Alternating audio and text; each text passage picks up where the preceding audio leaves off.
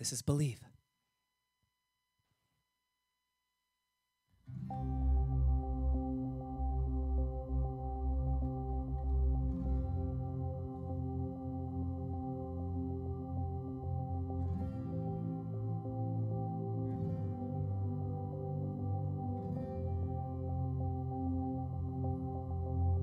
I don't wanna believe when I got the news that you would leave, that I would never hug you. No, no, no, I'm not ready. I'm not ready to let you go. I don't understand how this is part of the plan. Tell me why. No, no, no, I'm not ready. I'm not ready to do this alone. So go ahead, dry your eyes, 'cause you were born to fly, and you will be alright. How can I believe that it was you I felt in the breeze, that you were right beside me, telling me that you're with me, watching me like an angel now. Don't worry, I'm always here in your heart, guiding you here in the dark. When you can't see me, I'm pushing you to grow stronger, pushing you to grow stronger now. I'm here, believe. Oh, would you believe? It feels though I've been released from all my worries. I wanna know that you're with me. I wanna know that you're with me now. My heart, guiding me from the dark, but I will always miss you. I wish that I could call you. Are you there when I call you now? So go ahead, dry your eyes, 'cause you were born to fly. And you will be alright. Would you believe all this happened to me? But I'm still not broken. No, no, no, they can't bring us. No, no, no, they can't take us down. Don't worry, I trust. I didn't realize that when my whole world ended overnight, that you were right there guiding, pushing me to grow stronger. I pray that I can grow stronger now, 'cause I lift you up, I praise your name. I'm ready. Oh, oh, oh, oh no, I trust in you. We rise again. Would you believe all this happened to me? But I'm still not broken. No, no, no, they can't bring us. No, no, no, they can't take us down. Didn't realize when my whole world ended overnight, that you were right there guiding me, pushing me to grow stronger, pushing me to grow stronger now. 'Cause I believe, believe.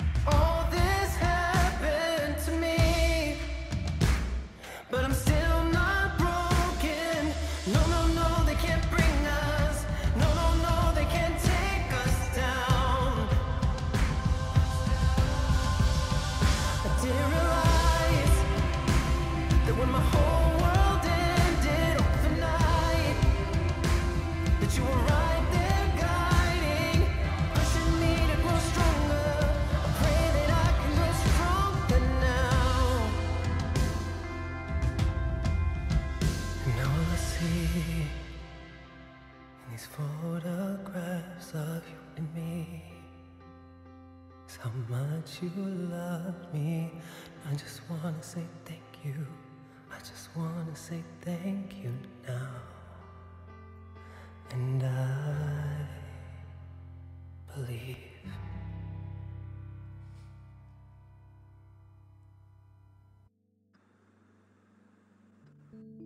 Kingdom family, kingdom family, kingdom family, kingdom family, we believe. Here we are together in this space, in this place, with this opportunity to grow and to learn and to come together and really anchor fully into the power of our beliefs and what it is that we believe. And if this is your first time ever here at the Kingdom, I want you to type in first time into the chat box, and you will see our entire community will welcome you with open arms and a big open embrace. And so if this is your first time ever, just type the words first time in, and we'll see you coming in. And hello, Anna. Hello, Beverly, Adrian, Samzy, Marcus, Dion, Jennifer, Rachel. Oh my God, Beverly, first time. Rachel, first time. Elka, we love you. Barbie, Nadine, Karina, Sandy, everybody. Magdalena, Tim, everybody, the whole community. I can name all of you guys, but here we are for the first time ever, passing 1,600 people strong, joining us from all over the world. And so even if this is not your first time, I want you to type in where you're chiming in from in the world, where you're chiming in from in the world. And here we are with Believe, okay? And so for those of you who are new to this community and you haven't heard that song before, that is my latest single, Believe, that you can find on Spotify and Apple Music and all of these places.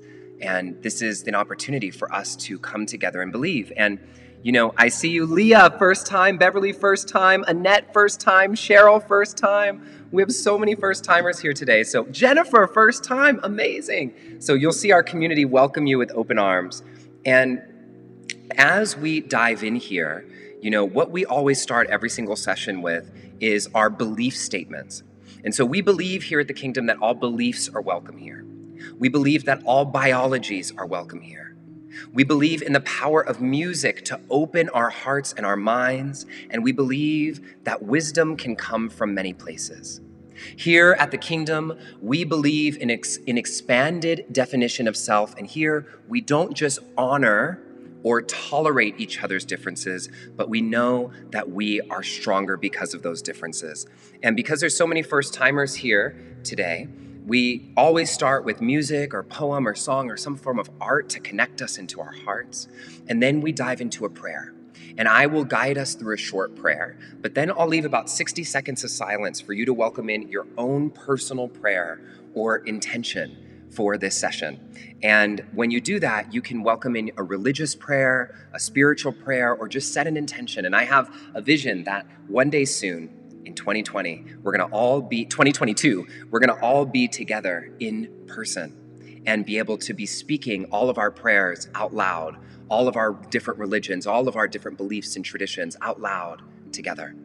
And then we jump into the teaching, which is the main dish of our session. And then we have a practice, a golden nugget, which you'll see what that's all about, and a power action to take it away. Because one of the things that I always loved about church growing up, I grew up going to church. What I always loved in church was the inspiration that comes from church. But one of the things that I always hated about church is you left and you didn't know exactly what to do with it. You didn't know what actions to take. So here at the Kingdom, we take inspiration and we take action. We put it into action. And so before we begin, everybody, I don't do this every week, but today's a week where I have a few announcements to make. And so I'm going to turn the music down here so you all can just hear me very clearly. And so a few announcements, 3 in particular that are important for all of you to know that I'm very excited to share with you. So the first one, which is really exciting news, this is the first time I'm posting it publicly outside of the wait list that already existed. We had 6 people for our Bali retreat that's happening next year, March 13th to 20th. 6 people dropped out of their rooms. So we have 6 rooms available for Bali right now, okay? You're literally, y'all know at the Kingdom, I tell you everything first. You're the first ones knowing about it outside of the people who already signed up for the wait list. I haven't posted about it on social media. Elton hasn't posted it. So if you want to come to our Bali retreat, I would head over to justbebali.com right away. This is an amazing opportunity for our community to come together in person, okay? Now, a second opportunity for us to come together in person safely, all of these things are done obviously safely and well given the times, is we have a retreat happening at Esalen Institute in Big Sur. And several of you who are here right now were at our last Esalen retreat. And so I know many of you were looking to come. The pricing at Esalen is better than it's ever been and more accommodating and accessible than ever. And we're doing an event with Shelley Tegelski, who many of you know, who's been a guest on The Kingdom, called Liberate Yourself, Set Yourself Free. Liberate yourself, set yourself free. And it's a way to break free from all the binds that hold us back.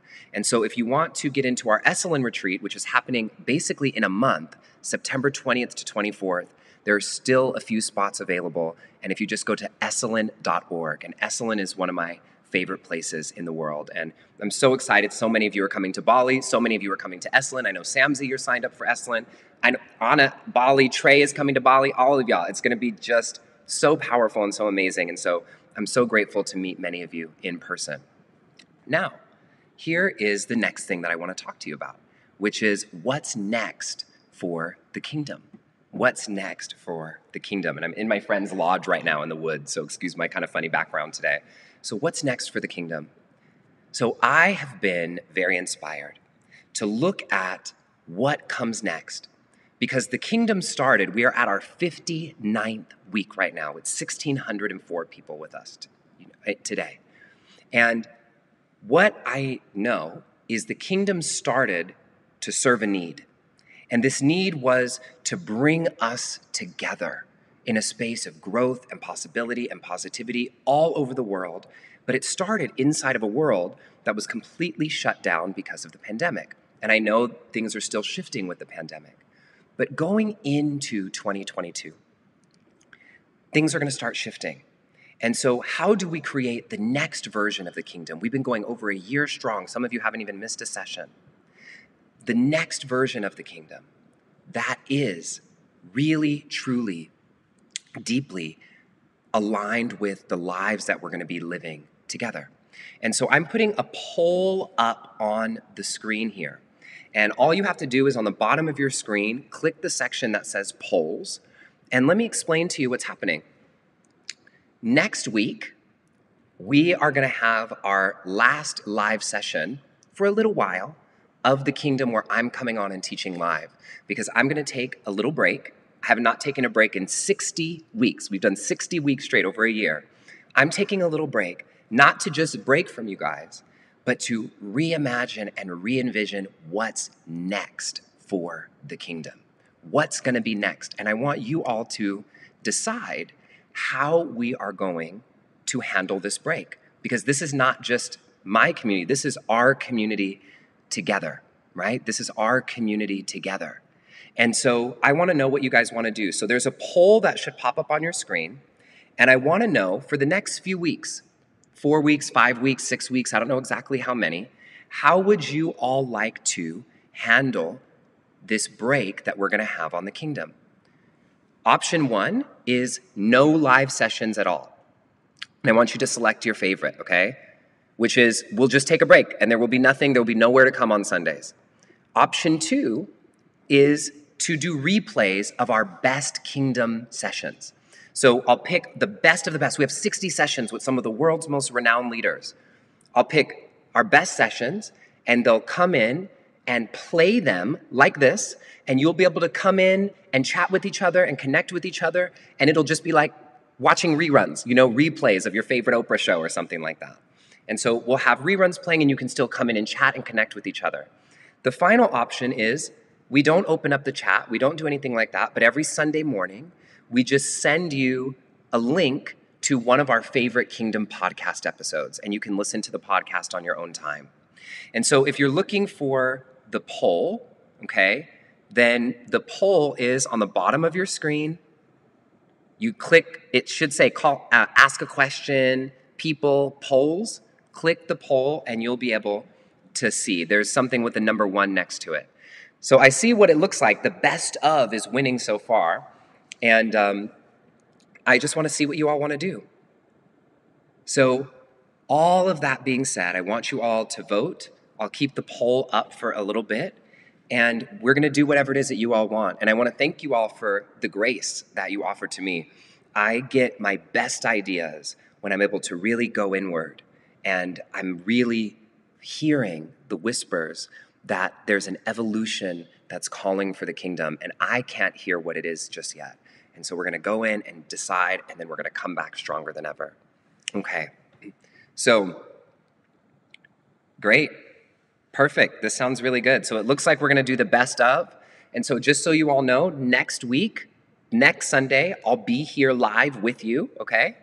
And after that, we're going to start playing the best of, and I'll have the best kingdom sessions that we've ever had.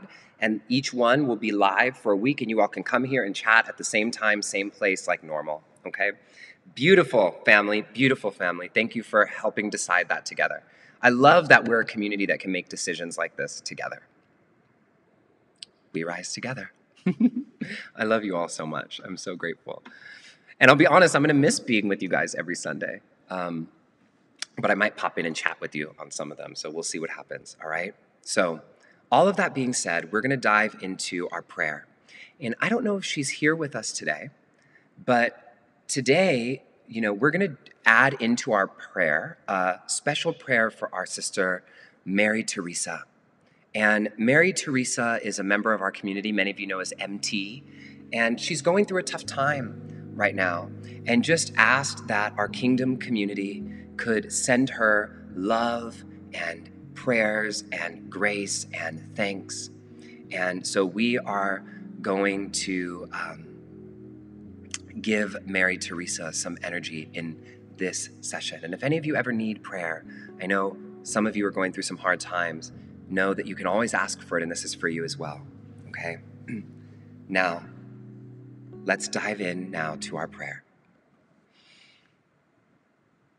God, Spirit, universe, all that is, all that ever has been, and all that ever will be, we thank you. By every name you go by, past, present, and future, we call on you now to lay your hands, your energy, the Spirit, all that is on our sister, Mary Teresa, and to everyone in this community who is going through a hard time right now. And remind each of us to believe in something greater, to believe in faith, to believe that although this happened to me, you are still not broken. We are still not broken. We are growing stronger each day, each time, each lesson, finding our strength and resilience. Thank you for bringing this community together for 59 weeks. Thank you for all the new people have come into this community. And please remind us, even though there may be crazy things happening in the world right now that we can't even fathom or imagine why, please help us remember to anchor fully into the power of our beliefs and what it is that we believe to be true about our lives and about the world, so that we may come together in strength, love, and hope. May each of us be a beacon of hope to our families, to our friends, to our communities, most importantly to ourselves. This is your moment now to welcome in your own personal prayer. I'll be silent for about 60 seconds. Call it in.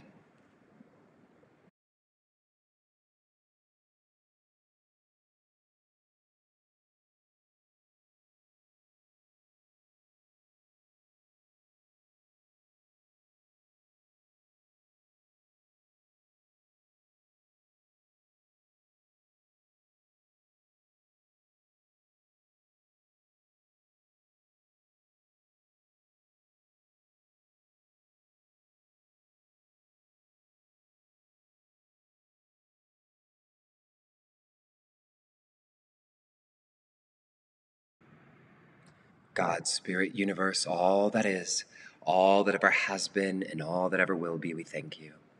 Thank you for bringing this community together. Thank you for healing us. Thank you for Mary Teresa, MT, and blessing her, her daughter, and her whole family with light and love and grace and resilience to move through any challenges that go their way. And bless every single person in this community so that each person here today may hear the exact message, may feel the exact thing that they needed to feel on this day. So it is.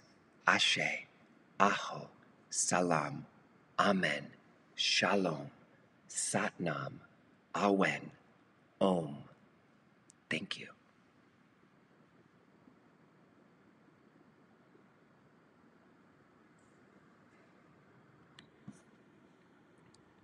Thank you. So here we are, Kingdom family. Here we are, here we are, here we are, together, rising together. And today's session is one that, to be honest, I'm shocked I haven't taught. Like, I actually had to look through my list to go, have I really not taught this yet? And I'm very excited about this session today. The power of belief. Today's session is on the power of belief and how what we believe impacts what we think is possible in the world, and thus the trajectory of our lives. What we believe, I want to say this again, what we believe and what we choose to believe in impacts what we think is possible. What we think is possible in our lives and in the world, and thus the trajectory of our lives. This is big, y'all. This is really big. And I want to start this session with a little story to illustrate this to you. And this story is a really personal story to me. I'm just going to take a quick sip of water. This story is a really personal story to me. And I call this story, I Used to Be Mexican. And it's true, I used to be Mexican. Okay, so I need you all to check this out. My mom, so follow this thread with me, okay? My mom is adopted, okay? My dad's black. My mom is adopted. Just hold there, okay? My mom is not black. My mom was adopted when she was just a few days old, Barbara. And she's not here today. Normally my mom's here live, but she's not here today. She's at my little niece's baptism. And so we're sending them prayers and love to little Madden. So my mom was adopted when she was a couple days old. And when my grandparents, who are Italian and Spanish, adopted my mom, the doctors told my grandparents, who adopted my mom, that my mom was a little Mexican baby. They said, here's your baby, she's Mexican, she's this, she's that, right? Okay. So our whole life, literally my mom's whole life, my whole life, I mean, not my whole life, but for a long time in my life, I grew up thinking that I was half Mexican, believing that I was half Mexican, identifying as half Mexican. My mom, her whole life, thinking she was Mexican. Well, fast forward to about 6 or 7 years ago, my mom, I wanted to take her on a trip. It was 7 years ago. I wanted to take her on a trip out of the country because my mom had never been out of the country. And because my mom was adopted and was never able to find her biological family at that time, I said, wow, what if I get an ancestry DNA test and see where my mom is from in Mexico? And once I find out where she's from in Mexico, I can take her to that spot in Mexico or even in South America just to see where she's from.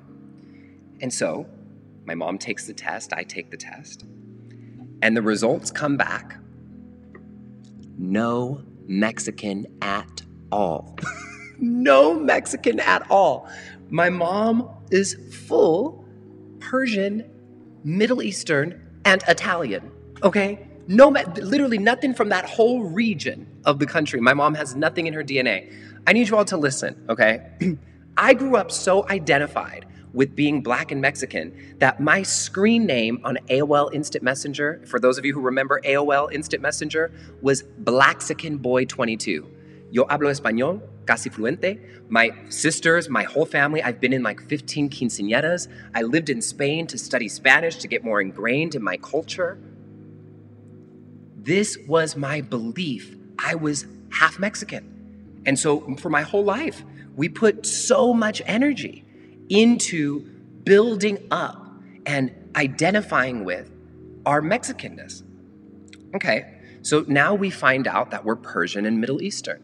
Okay, so why am I sharing this with you today?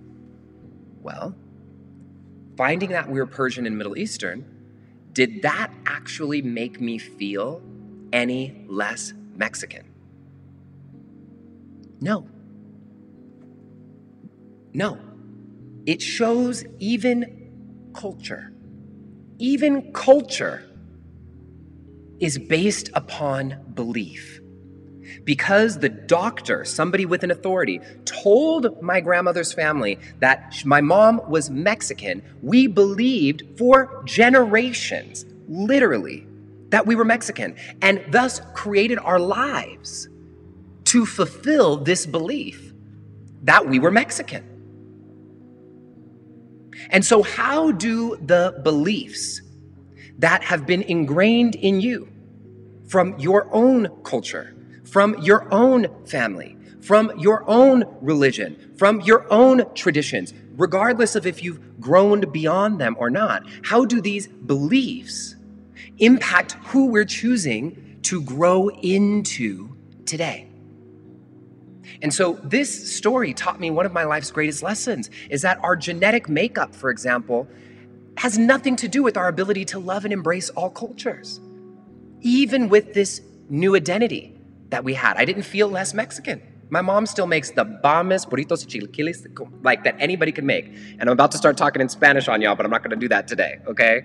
And so it all boils down to belief. All of this boils down to belief. And so I need you to think about what are some of the beliefs that are ingrained inside of you, that may be impacting what you think is, like I said here, what you think is possible, and thus the trajectory of your life.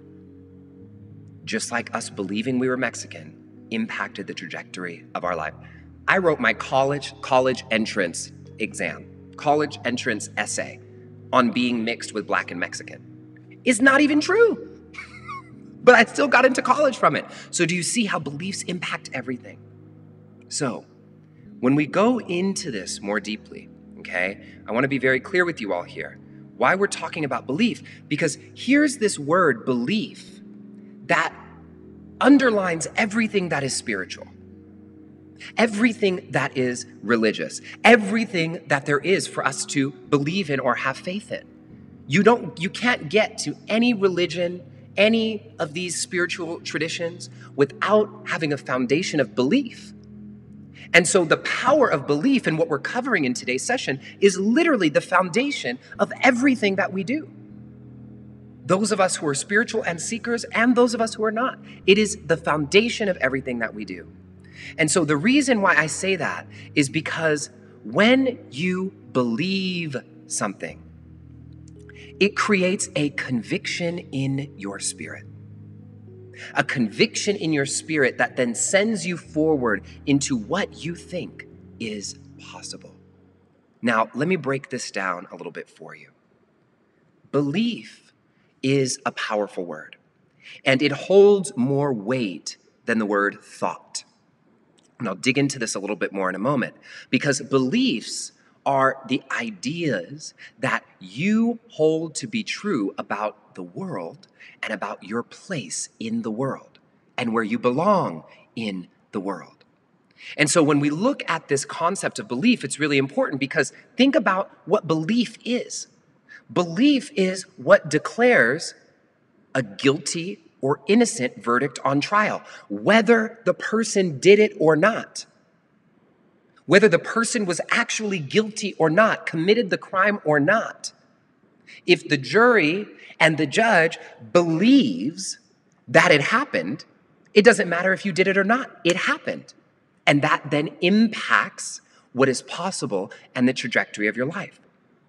Belief is what causes people to come together around their beliefs, but also to kill and fight and wage wars. Look what's happening in the Middle East right now. And if we're not careful about our beliefs and what it is that we are choosing, because we do choose. Once we're aware that we're having a belief, we can choose to believe it or not.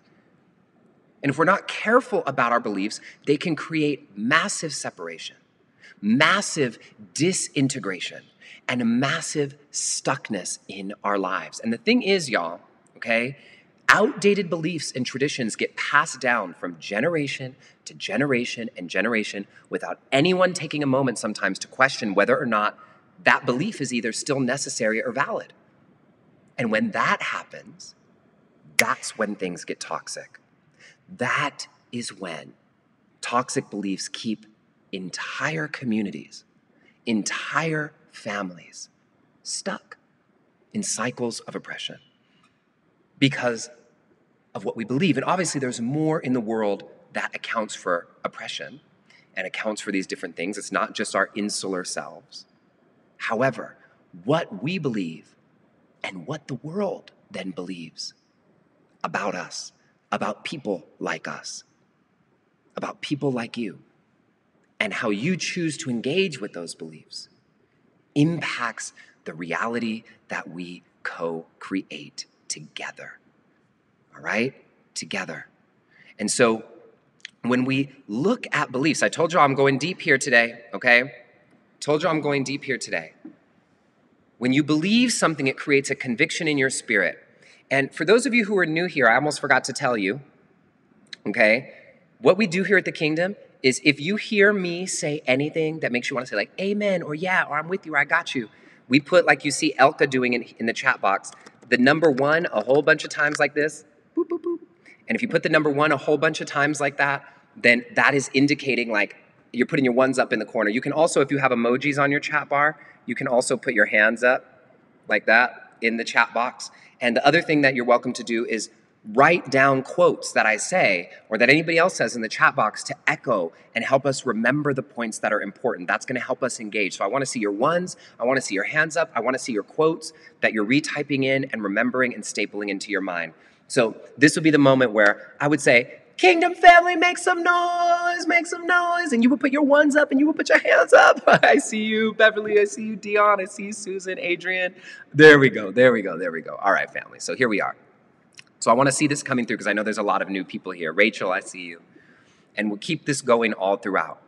So Trey, Elka, Magdalena, I see y'all. So one of the things that you all will know is that I'm half very woo-woo. There ain't no secret about that. And I'm half a total neuroscience geek, psychoeducation geek, linguistics geek. I love geeking out on the nerdy stuff, okay? And the science especially.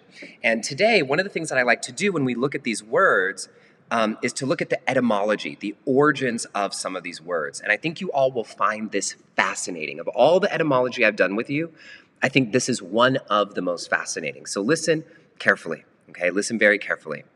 So the word belief,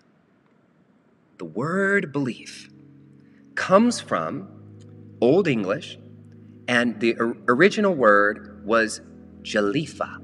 Isn't that pretty? Jalifa. And that then got into belief, which was actually spelled, if you see, believe, from Jalifa to believe. And it was actually then spelled after that, B-I-L-E-E-V-E, and then B-E-L-E-E-V-E, spelled so many ways, which means belief, obviously as we know it, and faith. Belief and faith. And so when we look at the origins of these words, when Jalifa was even being used, when the origins of what the word belief came from, and the reason this is important, y'all, is because our language, the language that we use, impacts our ability to experience the world in a certain way. When we strengthen our language, we can strengthen the way that we can actually live, because we can live in greater subtleties. For example, look at, this is a little aside here, but look at what's happening in the world as it relates to gender. right now, and genderqueer, right? So there are people who can identify as they, them, and be genderqueer, she, her, all the different things. And before, I know it used to be like, you gay, you're bi, you're straight, right? And now there's people who are like, no, I'm straight, but I don't identify as a male. I identify as genderqueer. So I'm straight, but I'm also they, I identify as they, them, and or this or that. And so just with the subtlety of language, we expand the subtleties to which we're able to experience life. Language is how humans, how we coordinate our reality together. It's massive. So this is why I always go to the language. And when you look at the origins of even a word like belief, jalifa, coming into play, it meant originally to be persuaded of the truth of. Listen to that. Persuaded of the truth of. Persuaded.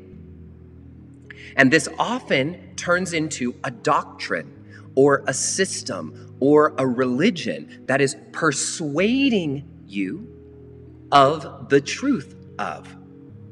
It's not necessarily the truth with a capital T, but it's a persuasion of what you should believe to be true. And then what we believe, whether it's religious or not, spiritual or not, then becomes a religion of sorts in our lives. What we believe is possible for ourselves, what we believe in all these ways, about our family, about relationships, about our art, about how good or not we are at something, becomes a religion because it's what we believe in. And then I love this definition. The earliest definitions is jalifa, believe, a credit upon the grounds of authority or testimony without complete demonstration. Do you all hear that? A credit, meaning you're standing in the truth of it upon the grounds of authority or testimony. So somebody who has authority in the world or in your life or has told a story, but that has no complete demonstration, without complete demonstration, meaning you can't see it fully. And this is what brings me, what I was so excited about, is the intersection of belief and faith. Belief and faith, it's crazy. They're the same thing, but this is going to shock you. So this is the definition, okay? The definition of belief, and this comes from the Oxford Dictionary. Excuse my slide, has the wrong source there. This comes from the Oxford Dictionary. Belief, the definition is trust, faith, or confidence in someone or something. Faith, the definition is complete trust and confidence in someone or something. So belief and faith are the same thing. A complete trust and confidence or something. And what I always say, everybody knows this, about faith is that fear and faith are the same thing. Fear and faith are the exact same thing. Because both fear and faith require you to believe in something that you can't see and that hasn't happened yet. Just like this definition of the origins of the word, the second one, a belief on the grounds of an authority or a testimony, but without complete demonstration. You can't see it. It maybe hasn't happened yet, but you're choosing to believe it as truth. And so this is wild to me that belief and faith literally have the same definition. And so far as in the dictionary, belief's definition has the word faith in it. But check this out, okay? This is how wild it is. So, and this is from etymology, the Etym Online website where I look up a lot of my etymology. You all can look this up. Belief, in the earliest words of it, okay, when it was spelled differently, meant a trust in God. But there was a difference with faith. They didn't use faith originally in the words faith to mean anything to do with divinity or spirituality. Belief was exclusively for a trust in God, and faith meant like loyalty to a person based on promise or duty. So for example, like I'm keeping one's faith, I'm keeping my faith, or I have in good faith or in bad faith, or to be faithful or to be faithless. And so originally the word faith had no notion of divinity at all. But then as the definitions evolved and our words and our world evolved, faith took on a religious sense, beginning in the 14th century, and then belief had, by the 16th century, merged together because it was crazy. They switched. Okay, belief by the 16th century became non-religious and only about mental. So then faith became spiritual and belief became non-spiritual. And now, in our age, it's both. And so we look at these words that started on polar opposite ends of the spectrum, switched, and then became nearly one. And so what you have to know, everybody, and this is the main dish here, is that some beliefs are good and help us, and some beliefs are toxic. Some beliefs are good and some beliefs are toxic. And so in my book and in a lot of my work, I know I often am talking about toxic thoughts and toxic beliefs. And I want to be very clear here for you all, okay, about the difference between this is what I consider the difference so that we can be talking about the same thing. Toxic thoughts are about you. Toxic beliefs are about the world, how it works, and your place in it. You got it? Toxic thoughts are about you. I'm not good enough. I'm not strong enough. I'm too fat. I can't do that. Toxic beliefs are about the world and your place in it and how the world works. And so beliefs hold way more power than thoughts because you live inside of the world. At least part of you does, right? Inside of the world, partially. And so if you believe the world works this way, then this is the context that you have the opportunity to even think inside of. And so what we believe is the context. What we think is the content. What we believe is the context. What we think is the content. Our actions are the content. And so here, in this time, when we shift what we believe, we have the opportunity to shift the content of our minds and the content of our actions and step fully through and past the chains that sometimes bind us. Y'all with me? All right, I see y'all with me. I see you, Susan. I see everybody. So I want to go, to make this very clear, I want to give a few examples of toxic beliefs to help people see how, when I'm saying beliefs are about how the world works, to help you see how this works. And for those of you who are new to the kingdom, by the way, I just want to give you a heads up because some of you don't know. We're usually together for about an hour and 15 minutes. Today, we'll probably be finishing around the 30-minute mark. So just to give yourself that permission to not be wondering how soon is it over. We're usually finish around the 15 to the 30-minute mark every time, all right? So in today's session is going to be a little bit longer. So let's talk about, again, we'll end probably around the 30-minute mark today from whatever time zone you're in. So, hold on, something's trying to come through. What you believe, I need you all to hear me, impacts the trajectory of your life. Because if you believe something is not possible, then it's not for you. If you believe you can't be successful in a certain domain, then you can't for you. If we believe as a collective certain thoughts and beliefs, those thoughts and beliefs impact the reality that we all get to live in, the content that we all get to live in together. So, I'm going to cover a few examples of some toxic beliefs so you can get an example of what I mean by the world and our place in it. Here's one. This is a big one for the spiritual community. Y'all with me? Okay. I think that this is one of the most toxic things of all. Spiritual bypassing to the 10th degree. This phrase, we are all one. I don't understand why there's racism in this. We're all one. I wish people would just see that we're all one. We're all one. Okay.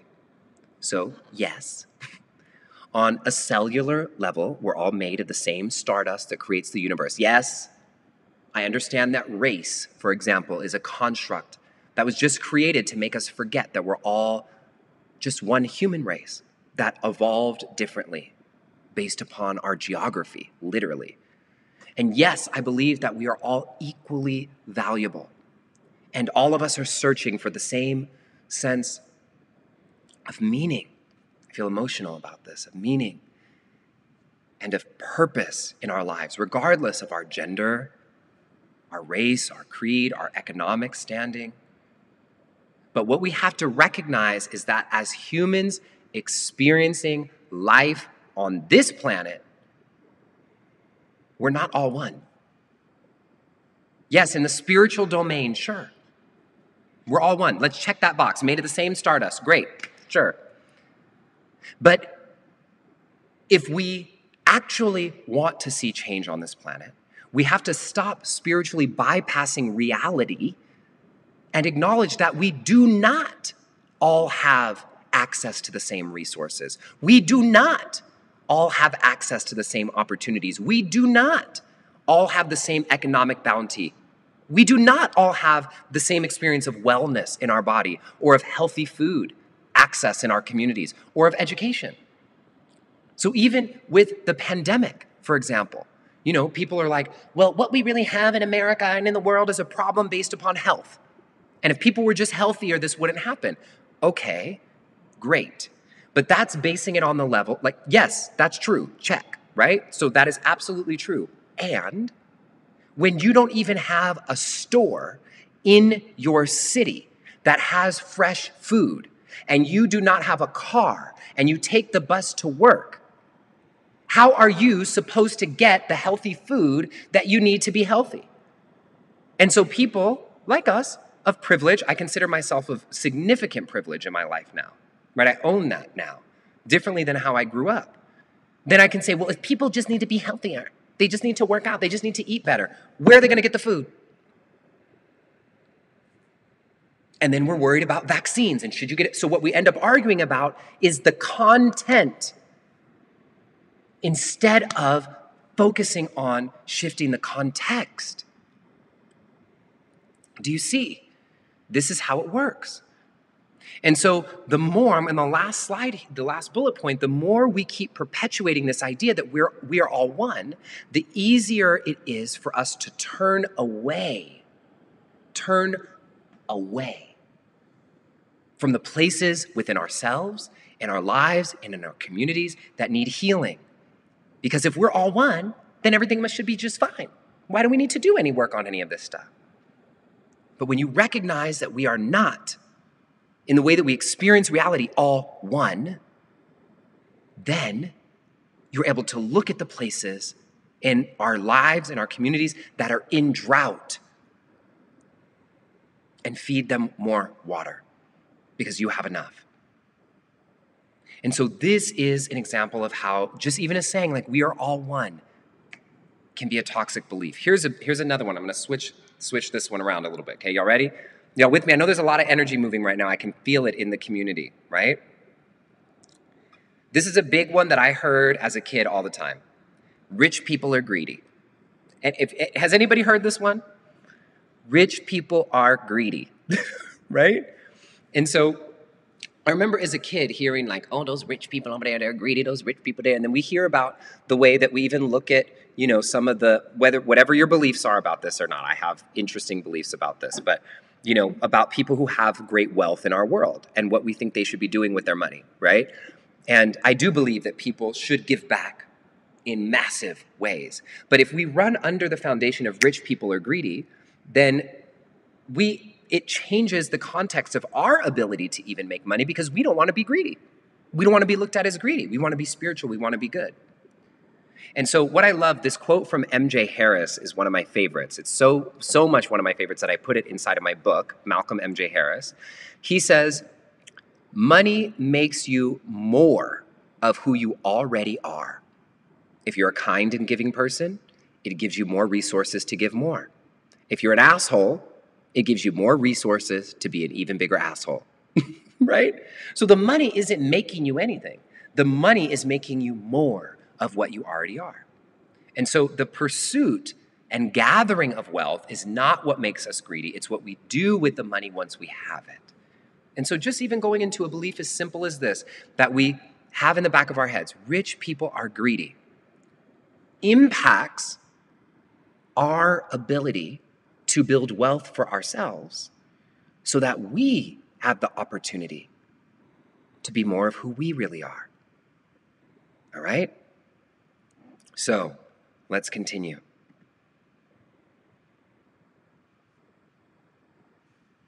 It's bad to get angry.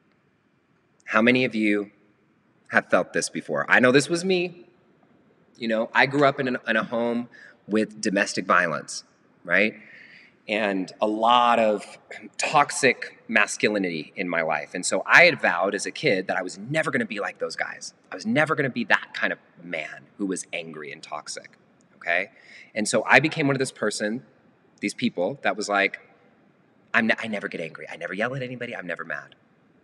And then I learned a big lesson from my teacher, one of my teachers, Robert Masters, and he's my teacher on shadow work.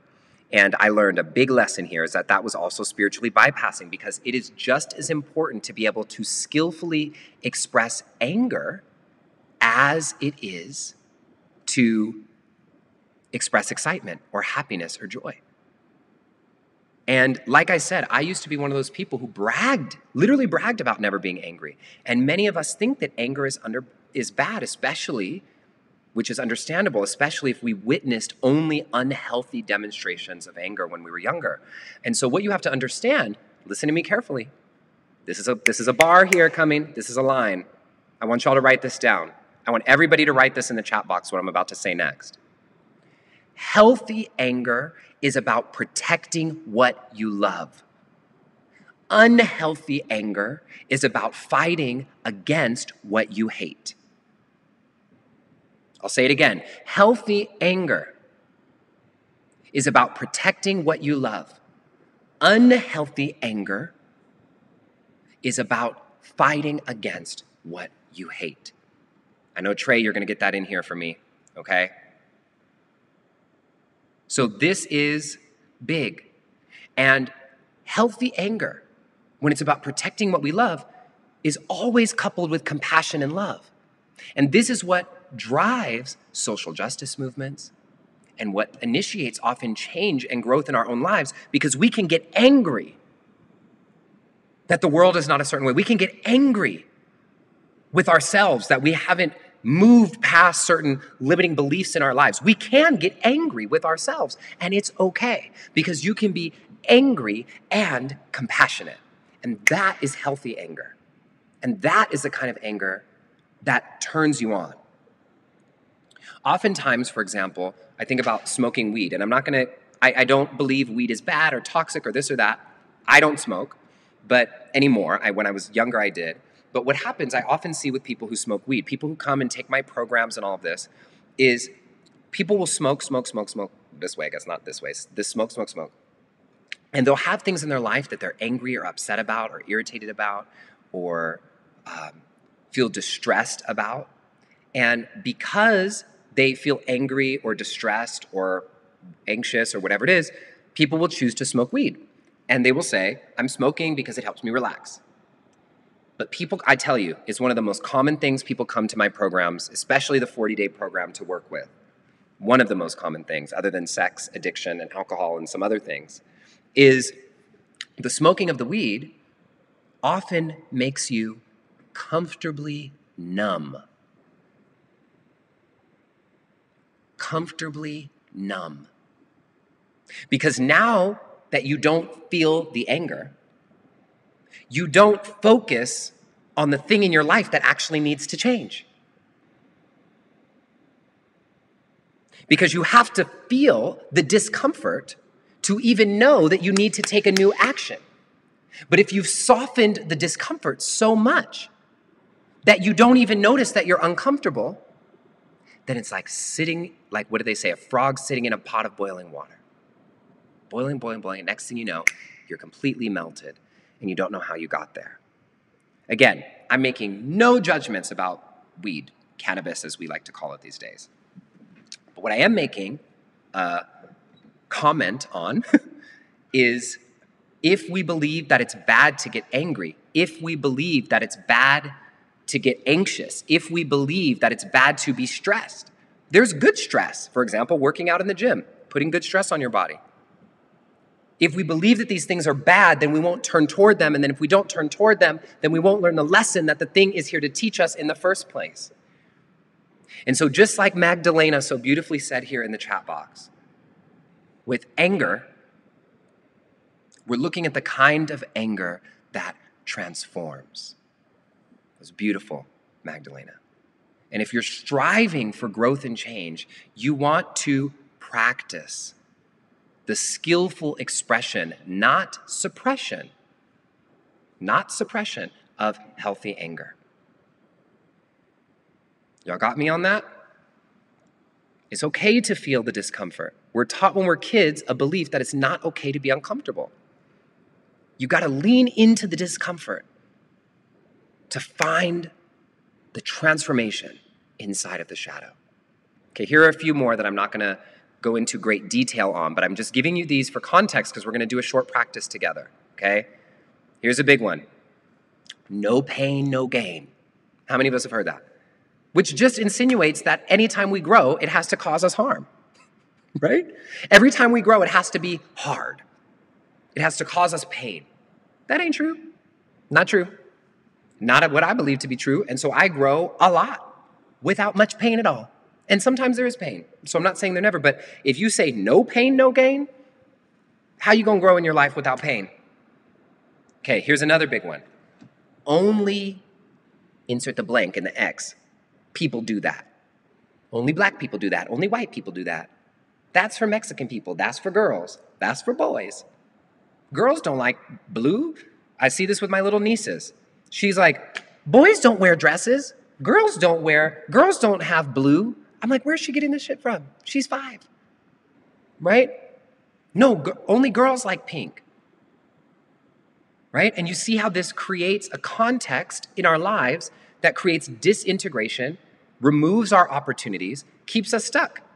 Because what if you're a little boy who loves Barbies and loves pink? But if the belief system in your family and in the world is that boys don't like pink, only girls like Barbies and pink, then you have literally removed options, possibilities from life, and the trajectory of your life. Because who might you become if you were allowed to play with the Barbies? What might your interests and hobbies be? What might you choose to do later in your life based upon your experience with pink? What might you create? What might you wear? Who might you hang out with? Where might you go if you were allowed to like pink? And obviously a lot of this is shifting. So anything, only this person, that person.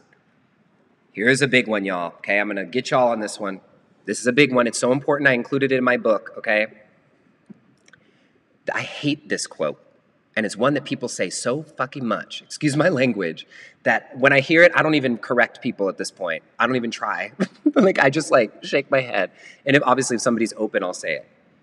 You can only love somebody as much as you love yourself. Bullshit. There is no science or evidence behind that at all. There's no psychological evidence behind that at all. It's not true. It's not true. How many of you have pets that you love just unconditionally, right? Unconditionally. That proves it right there, okay? Listen, this is a self-help myth. The self-help myth says if you don't love yourself enough, then you'll never have real love. But I learned this from a dear friend of mine. Her name's Arielle Ford. She's an author and a teacher. And it's also proven in studies and psychology and science, is that there's nothing more healing in your life than being in a secure, loving relationship. Because guess what? Your imperfections will always be there. Those toxic thoughts may be there for your whole life. You'll always feel, if you're a person who's for growth, that you'll have room for growth. Being with a loving partner teaches you how it is and how to love yourself with your imperfections. Not even despite your imperfections, with them. And so when you're with a secure partner who loves you for who you are, even though you may not love those parts of yourself, that actually teaches you, this is science, teaches you how to love yourself. And so you don't got to be perfect to be worthy of love. So please stop saying that. I can only love someone as much as love yourself. It is literally not true. Like, you can look at this in your life, right? I'm sure you have family members and nieces and nephews and parents and pets and all kinds of stuff that you love more, okay? And more unconditionally than you sometimes love yourself. So just look at the way that we do this, okay, in our lives. And when we do this in our lives, it creates context. Because, all right, check this out. Let's go to this thought of you can only love someone as much as you love yourself, which to me, and this is some of the most toxic beliefs of all, okay, is an either-or belief. I can either love myself fully and be with someone else, or I have to figure out how to love myself first and then I can be with someone. Okay? Either or, which I'll get back into in a second, how either ors are so bad. Okay? So if we look at this context, if you can only love somebody as much as you love yourself, and you set that as your belief system, I can only love someone as much as I love myself, then when you go back to the slide that I had up right in the beginning, okay? I'm going to go back to it. Right in the beginning, the slide that I had up was what we believe impacts what we think is possible and thus the trajectory of our lives. So if what you believe is I can only love someone as much as I love myself, then what you believe is possible is that you can't be in a relationship and you can't have love until you've fully healed yourself.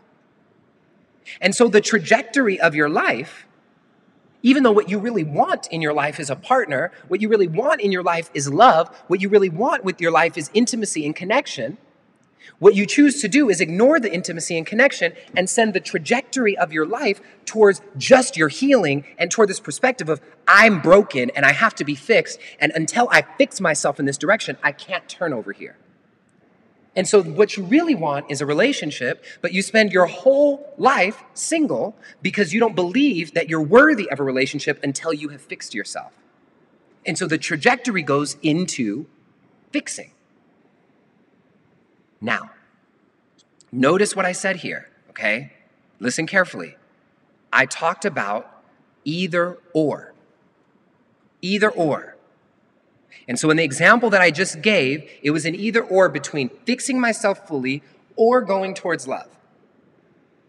But if you believe that I am worthy of love, even with and in all of my so-called imperfections, that instead of having to go either or, you go both and.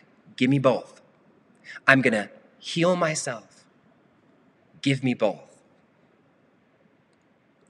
Give me both.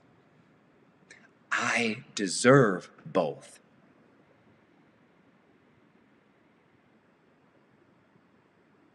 You deserve both.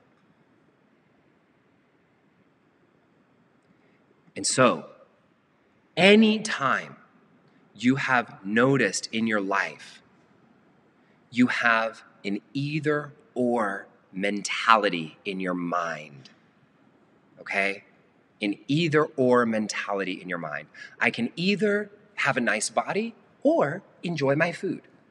I can either be in a healthy relationship or have my creativity going off the chains. I can either have kids or I can have a successful job or a fun life. Anytime you see yourself creating an either or, you know that you have conditioning, a toxic belief stuck in your head that is creating a truth that you're choosing to believe in that has no demonstrable truth. You're choosing to believe in something that's taking you down a path that you don't want. And if you choose to solve for either or, then you're choosing not to solve for both and. And I don't know about you, but whenever you ask a question in your life and you try to solve for something, you're gonna get the answer to it. You're gonna get the answer to it. And so I don't want to be solving for limitations in either or. I want to be solving in my life for both and. We don't want to solve, like Trey just said, for scarcity. We want to solve and believe in abundance, in truth. And what do we know to be true across every spiritual tradition? What is it that we believe? I'll tell you something that I believe, that I'll hope that we all believe in, and that many religious and spiritual beliefs tell us to believe, is that we are created in the image of the Creator. And if the Creator is full abundance, full possibility, then why are we choosing to believe in scarcity for ourselves?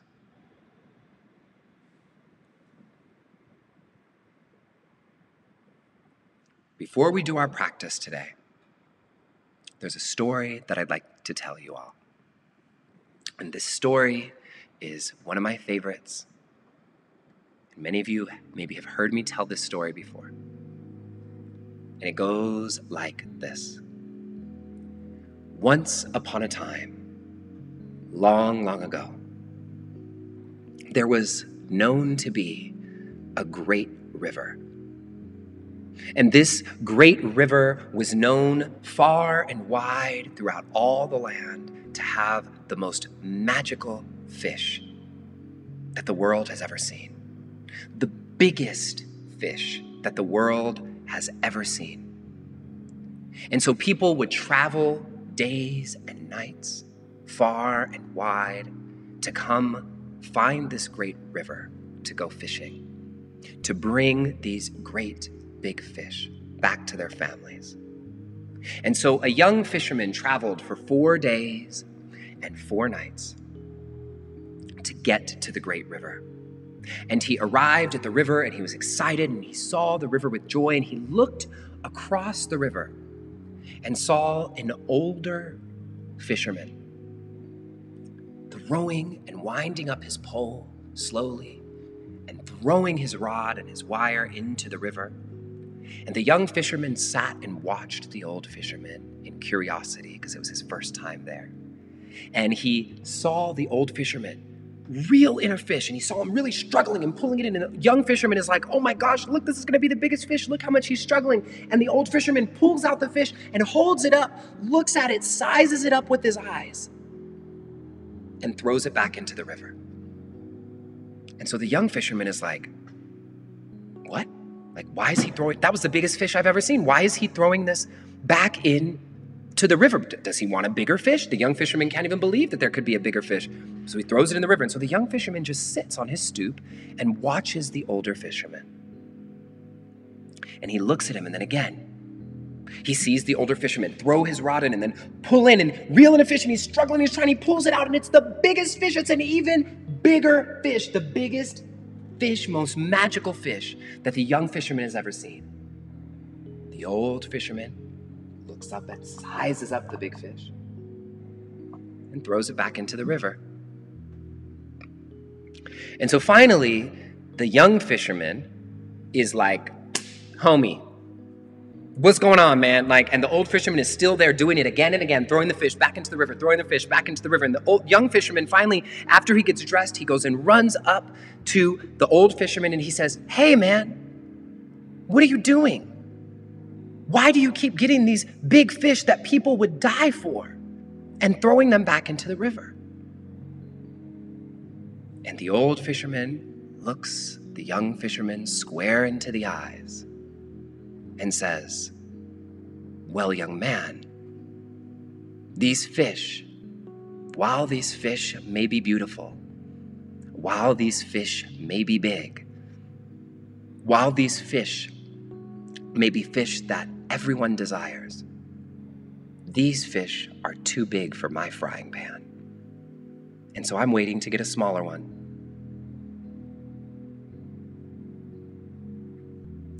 And I know this story sounds silly and crazy, this little fable, fairy tale.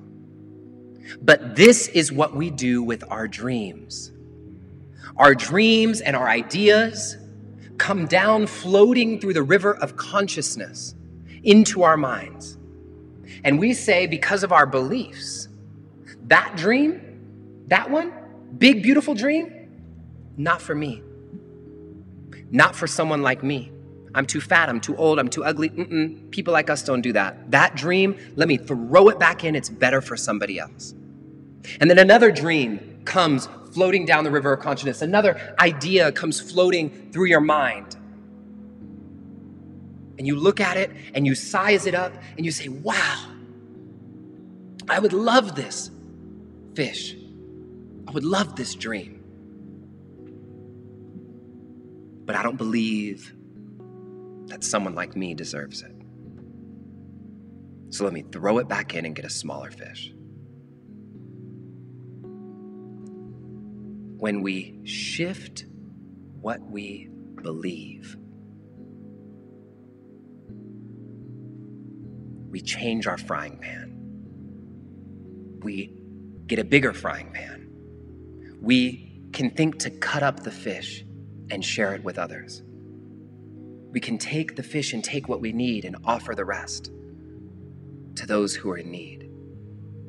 When we shift what we believe, we can take the fish, we can take the big dreams of our lives and fully honor them and say yes, because we believe that it's possible for us. Let us close out today with a short practice. Oftentimes, we have to first look at where our beliefs come from and how those beliefs are serving us or not. And this practice is going to help us do that. Because once you find where it's coming from, it's like shining a light of awareness on it. And when we have that awareness, we can change the trajectory of our lives and what we think is possible. And so this practice comes from my book. I know many of you have my book, Stay Woke, a meditation guide for the rest of us. And for those of you who want to dive deeper into this practice, it is on page 78, okay? This guided practice is on page 78. And right now, what I'd love for you to do is just have something to write with, whether it's typing into the chat box, whether it's a piece of paper and a pen, a back of an envelope, like my Bach always used to have, or you typing in the notes on your phone or on your laptop. It's fine. We're just going to take a couple little notes, okay? So just grab something to write with really quick, and then we're going to begin. So once you have your writing device, just place your hands over your heart. I see Barbie says that she's dreaming of Bali now. It is possible. Barbie, just talk to us. That's all you got to do. Place your hands over your heart. Take a deep, full breath in and a deep breath out. And we're going to just take 5 deep breaths in and out. Inhale deeply. Exhale completely. 1. Inhale deeply. What do you believe? Exhale completely. 2. Inhale deeply. Hold it at the top. Exhale what you don't need. 3. Inhale deeply. What are you calling in? Exhale completely. 4. Inhale deeply. Hold this one for a moment. Recall the intention. What is your intention for today? And exhale completely. And now if you're comfortable closing your eyes, I'll invite you to close your eyes for this one, and I'm going to give you a few prompts. And when you have the answer to the prompt, I'll have you open your eyes, write it down, put it in the chat box, put it somewhere, and then close your eyes again, and you'll go to the second question, and there are 3 questions. Here's the first one. A toxic belief that's holding me back is... fill in that blank. A toxic belief that's holding me back is... and just trust what comes up from your heart, and then write it down.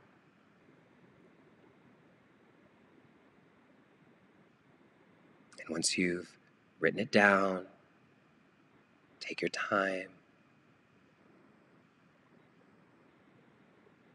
And maybe just pick one. If you have multiple in your mind, just pick one for today is okay. 2 if you have to. And then close your eyes again, if you're comfortable doing that. And then your second question is, where this belief might have originated is. Where this belief might have originated is. And this is where you can think about where it came from. Was it a family member, a social group, a religious organization? Your ancestry, ancestors. Where this belief might have originated is.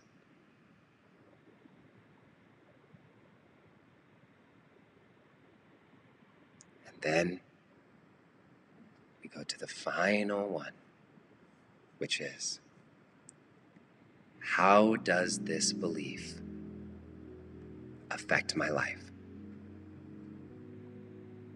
How does this belief affect my life?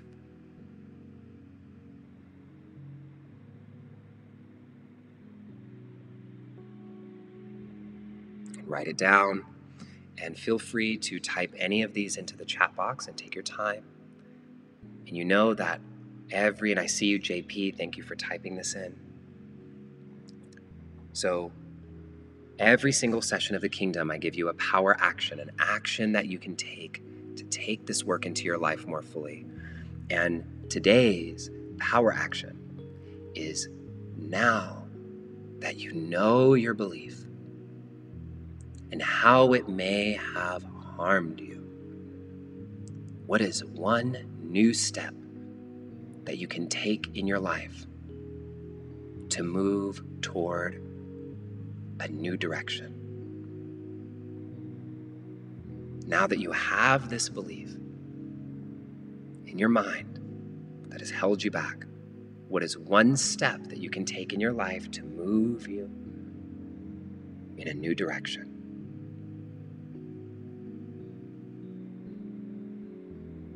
And it can be a big step or a small step, a long step or a short step, a quick step or a slow step. But take a step. Take an action. And by action, I mean not just thinking about it, but doing something. Because it's those actions that change our lives. It's that content that you're now able to step into once you've changed the belief, the context. And so we'll close out here. The last thing that we do in every session is a golden nugget. So place your hands over your heart, take a deep full breath in and a breath out. You can close your eyes if you're comfortable doing so. And a golden nugget, for those of you who are new, the way this works is, I taught a lot of stuff today, a lot about beliefs and the etymology and how it works, and you're not going to remember everything. And so if there was one thing that you could remember today, just one thing that you could remember from today's session, what would that one thing be? And just think of that one thing in your mind a few times. This is science-based. It takes 20 to 30 seconds to commit something into the long-term memory, so just think of it over and over. Repeat it in your mind, and then you're 40% more likely to remember it if you write it down. So I want everybody to write down their belief or their golden nugget in the chat box. And so we can all have our golden nuggets, a cascade, a shower of golden nuggets here together. And this is the power of belief. So I'm going to end with something a little different than I normally do. We're doing something online right now that Alonzo inspired me about, and Alonzo is here with us today. And Alonzo is an amazing artist, and we've been looking at the song Believe and how that song means so much to people. And for those of you who haven't seen the music video for the song Believe, which is the song I opened up with, you check out the music video because you'll see how this is a tie-in. And what Believe, the music video, does is it reminds us, would you believe all this happened to me, but I'm still not broken? No, no, no, they can't bring us.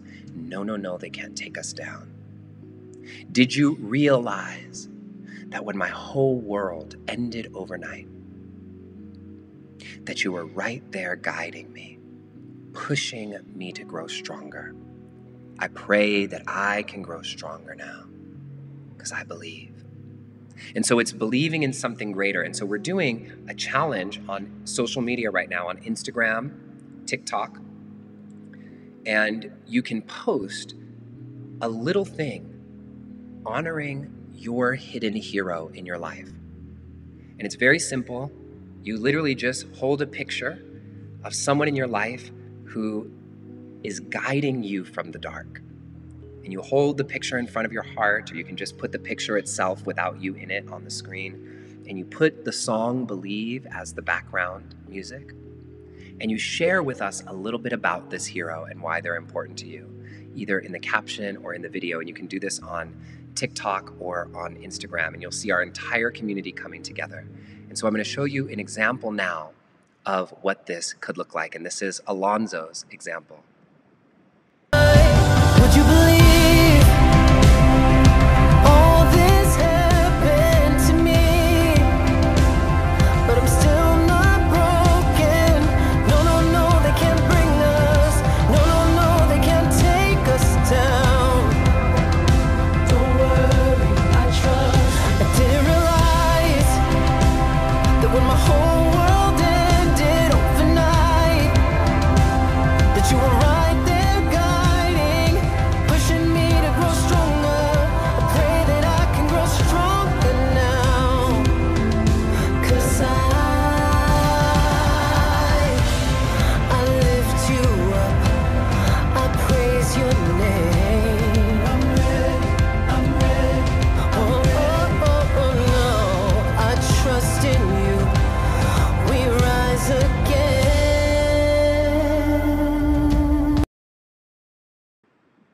And so this is our Hidden Heroes Challenge that we invite all of you to participate in, and we'll see everybody, and I'll be reposting people all throughout the week. So if you post it on TikTok or Instagram, put the song Believe under, honor somebody you love, and let's spread this. This is how we're going to spread the song that means so much to our community, spread the power of belief, and really spread hope and positivity all throughout the world. And we rise together. So let us close now our session on the power of belief with our closing prayer. God, Spirit, universe, all that is, all that ever has been, and all that ever will be, we thank you. Thank you for bringing this community together. Thank you for helping us open our hearts and our minds. Thank you for helping us believe in something greater. Thank you for helping us be ripples of change in the world to our families and to those we love. Thank you for gathering us here to help us remember to come back home to ourselves and who it is that we really are. So it is. Ashe. Aho, Salam, Amen, Shalom, Satnam, Awen, Om. Thank you.